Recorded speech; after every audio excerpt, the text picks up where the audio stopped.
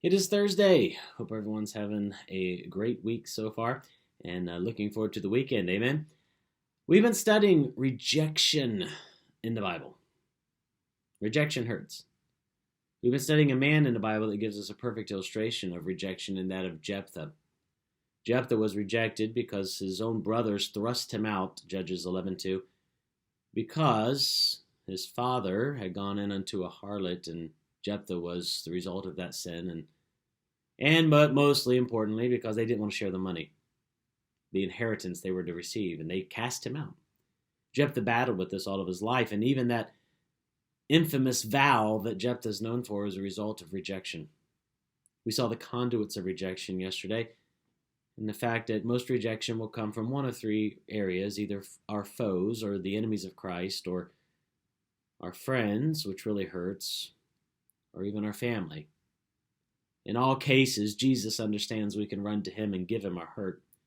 But today I want us to look at some natural responses to rejection. This is what we do when we feel rejected. We'll go back to our text in Judges chapter number 11, when Jephthah was thrust out and he's living in a land away from home, feeling hurt and rejected. His own father obviously didn't step up. His brothers had cast him out. He had no family. But then the enemy came, and they threatened the Gileadites. They threatened their home and their family. So guess who they reached out to? A mighty man of valor by the name of Jephthah. And they said, "Big brother, why don't you come home and help us defeat the enemy?" But listen to what Jephthah said in verse number 9.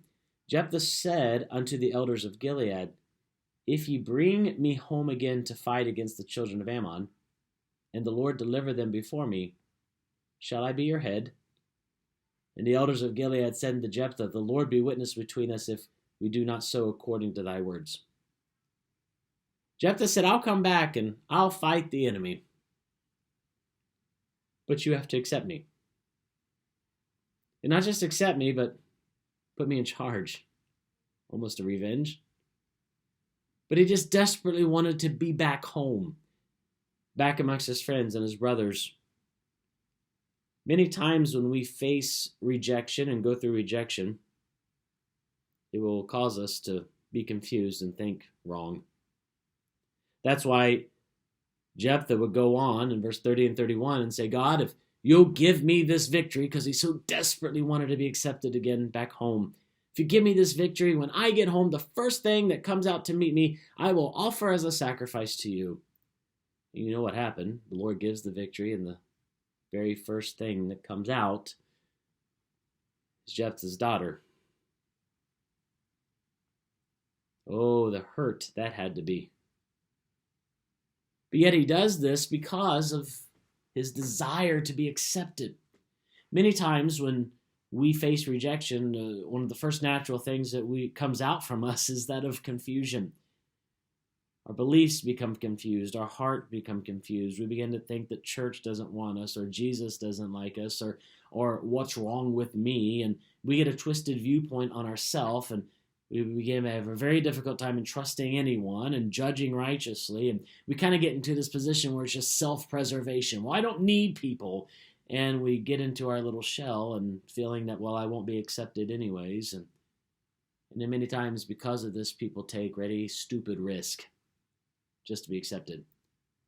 Trust me, I've worked with teenagers long enough to see teenagers who kind of felt on the fringes do something really stupid just because they knew other people would like it and they'd feel accepted. And adults do the same thing. But you see, there are many times we get confused and we kind of throw caution to the wind because of a desire to be accepted. Not just confusion, but contention.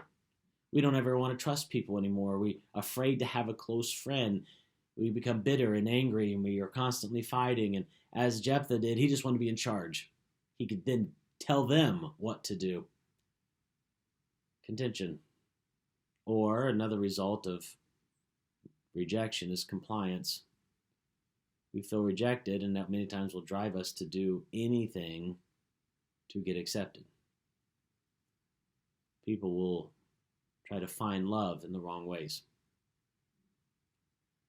The reason why the gang population in our inner cities is so high is because they feed off of young people who are trying to find acceptance. And they find in the wrong crowd a family, people who will stick up for us and have our back. People will then get involved in things that they never thought they would. People will do things that they look back and know are foolish, but they were just trying to find acceptance. If I come back and fight, I can live at home? Yes. I can be in charge? Yes. God, you give me this victory. And I'll give you whatever comes out of the house. I will offer it a sacrifice. They won. Everything seemed to go well. Until his daughter walked out. And Jephthah knew he'd made a foolish vow in search of acceptance.